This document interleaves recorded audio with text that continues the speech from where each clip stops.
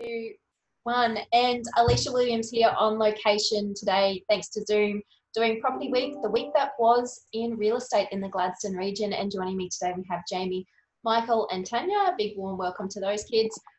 Plenty of action as per usual in Gladstone. We've seen over the last couple of weeks, people starting to do what I call the catch-up effect. They're realising that in our particular geographic area, things are pretty much normal, even though COVID sort of come and going and almost over, thank goodness.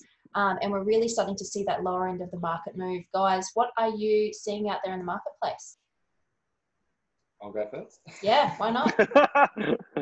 Being new to the real estate game, this is the busiest I've ever been. I'm starting to hear that we've missed out on houses again already. They've gone to a couple of houses, all like the house, especially first home buyers, and they're saying to me, yeah, as soon as I say, I ring up about it, oh no, sorry, it's under contract. We had a perfect example yesterday that happened to us on a house. So really, like you were saying, Alicia, I think with the open homes and people at homes maybe realising that either they're renting and they want to buy a house, or they're realising their place isn't big enough. So now out and about and really going at it quite hard, which is fantastic for the region. Yeah, I think it's pretty relevant. Michael, you've had a few people just with pre-approvals, that sort of thing, getting organised, and they're jumping up in their price expectations where they might have been 200, they're going, what, 250, 300 now? Yeah, look, just because the interest rates are so low, the market is still low as a buyer. They're really able to change their budget by an extra 50 or 100,000, and it may not be an additional, may not be much more on their weekly repayments or monthly repayments. So they're making that jump up, which is really, really good. Plenty of offers, sales are coming through. It's been a really crazy 2.5, 3 weeks, which is good for our market. Listings are very, very dry at the moment, which is obviously good for the current stock on the market. So look, if you've got a property that you want to sell, call me and I will sell it for you. 1-800 full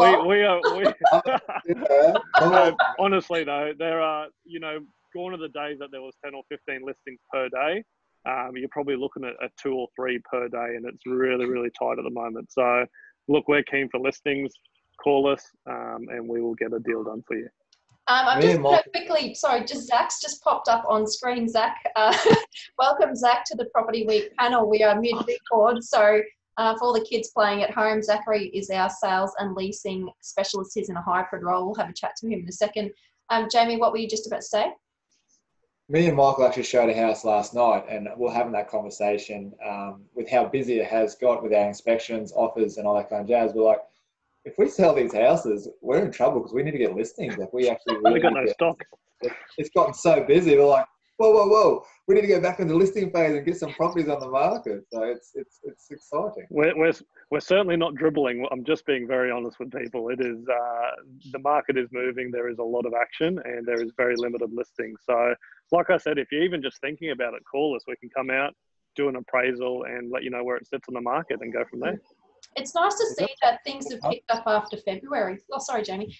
Where February we were running out of stock, and we had this conversation. We were talking about that. Anything sub 350, we're like, guys, if you're considering selling, if you've been on the market, it comes down to the 3 Ps: price, presentation, profile. The 4th P is obviously the person, and that's the agent. And I think in times like this, even though people say, oh, when it's busy, any agent can sell real estate. Yes, but to a point. A good agent will know how to stay in contact with their buyers, with their sellers. They know how to cross-sell, that actually work as a team. And we know that there's a lot of agents out there that don't work as a team. They really have that client-centric, solutions-based focus. And they know it's about relationships. We're playing the long game. We live in the community. You've got to walk down the street and see these people and look them in the face and know that you've done an honest, good job for them, both as a seller and as a buyer. So yeah, price presentation definitely is always key from an aesthetic point of view. And Tanya, you were saying with price, a lot of the listings are bang on the money now. Yes, we've got all our listings on the money now, and we've got open homes this weekend, so I'm quite excited to maybe see a few contracts this weekend. So yeah, and basically I've got a couple of new listings coming online. They're not online yet. Photos have been taken today and so forth. So we've got 47 Ann Street, which has a double garage on a great block there, great potential. listed at 199, and we've also got a lovely block of land out in Kora. I'm not going to say Kora, Queensland. Close. And that's 2,230 square metres with a fat view of the harbour and that, and we're asking price there is 125. So if you're looking for something as your dream home with a dream block, that's probably the one to have a look at, guys. I might buy that one, Tanya. Yeah. Gone. Yeah, the pad's cut, everything's done. So yeah, all good, guys. Yeah, and see you over the weekend. Yeah, I think the good thing with that one at Ann Street, if people even have a home business, because of it being, it's a corner lot right on the corner of Ann Street and Derby Street. Lots of traffic there in the mornings, gets a huge amount of business. So if you are a bit of a home business, that's something you probably could consider. It's sort of conducive to that being a lot. You could put on another shed or something there. So definitely check it out. It's good money. Pre-approvals, I think that's another topical thing at the moment. We've seen people miss out on properties because they didn't have their pre-approval in place. Because we're getting to that multiple offer situation and lots of buyer activity, can't stress enough for people, get your pre-approval done. Or at least go have a preliminary conversation with your bank or broker. Know that you need deposit, what your servicing capacity is, what the bank's policy is around employment, and also deposit if it's a gift or if it's genuine savings. Do the groundwork, guys, because you will find yourselves out. If a vendor is presented with multiple offers and they know one has a decent pre-approval and the other doesn't, even if the other one's more money, it's very, very likely that they're going to go with the less risk offer when they're dealing with that sort of thing. So definitely check it out. What else have we got here? Catch-up effect. We've talked about that. We're seeing that jump and shift in price. Zackary, what's rentals like? Give us a bit of a debrief. Well, rentals have been very busy this week. That's why I've just jumped in very quickly. Too excited. We've rented quite a few properties, a lot of interest and inquiries, and we're running out of properties to rent. Yeah, we have been actively promoting that on our channels. I did the math the other day. We're sitting below 1%, and that's advertised. So that's advertised vacancy. So we talk about rental vacancy. Advertised is looking, okay, how many have we got advertised in our website? Divide that into the number of properties in our portfolio, and it gives you a percentage rate, and that's at 1%. So true vacancy is a better indicator because we know that some of those advertised properties still have people in them for a period of time because they're transitioning out. So I suspect it's well under 1%. That won't just be our agency, that'll be across the board.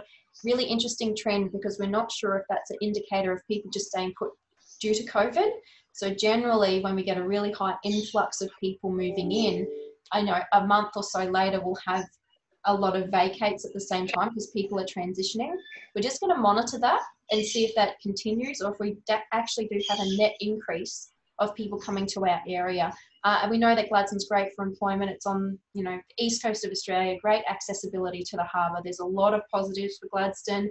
There's the Arrow project that was released and announced a few weeks back, and more recently I know then up around Mackay area, they're doing their EIS with the new dam. I think it's off the Brook River. Don't quote me on that, not really sure. But water security in central and northern Queensland, big agenda item for the state government. Definitely check it out. So any shameless plugs before we go? I'll get one in. Yeah. Just listed 28 Squire Street in Tallua, 3-bed, 1-bath, only for 165,000. We've already had, they got listed, made live on Thursday. We've already had 4 inspections, so it's quite a hot little property there. Yeah. First home buyer. And you've been getting a few inquiries from down Melbourne, Sydney way as well for some of that cheaper stuff. Yeah, that was quite funny. What did he say? He said, "What's going on in Queensland? Why are you so cheap?" I said, "Oh, mate, we're rural with us," and sort of thing. It was quite funny. But yeah, so interest from afar, which is fantastic. It's really exciting for someone coming into in now. It's actually I'm really excited about what's happening here in Gladstone. I think we've fared quite well through this whole COVID situation. We've been saying it for a long time. We're trade based. We're swimming. We're going quite good.